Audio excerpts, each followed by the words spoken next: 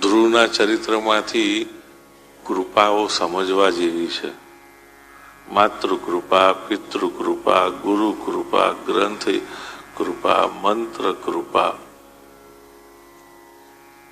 ભગવદ કૃપા. ચાલો 6 કૃપા થઈ. કેટલાની પાસે આ બધી કૃપા છે જ બધાની પાસે. કઈ એમાં વિચારવાનું ન હોય, ગોતવાનું ન હોય. એ મારી પાસે આમાંથી આ છે, પેલી છે, બધું જ છે આપણી પાસે.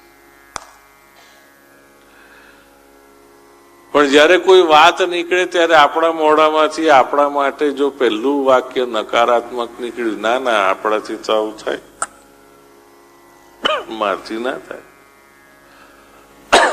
જો પોતાના વિશે પોતાના મોઢામાંથી પહેલી ના નીકળી તો સમજવાનું કે પોતાના ઉપર કૃપા નથી, એને આત્મકૃપા કહેવાય.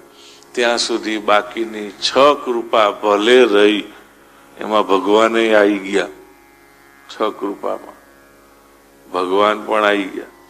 બધી કૃપા હોય પણ જ્યાં સુધી પોતાના ઉપર કૃપા ન હોય ત્યાં સુધી બધી કૃપા નકામી.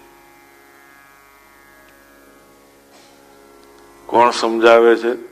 ધ્રુવકુમાર. વિચાર કરો, નાના નાના બાળકો. એટલે આપણે જયારે કંઈક શીખવા મળે ને તો નાના બાળકો હોય ને તો પણ એમાંથી શીખવામાં બહુ નાનમ નહીં રાખવાની, શીખી લેવું. કે પછી જેન ઝી પાસેથી શીખવાનું હોય કે પછી તે પછીની નવી પેઢી આલ્ફા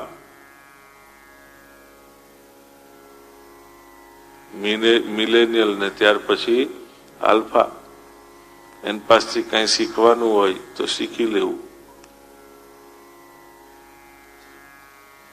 શરમ નહીં રાખવાની. બોલો દ્વારિકા.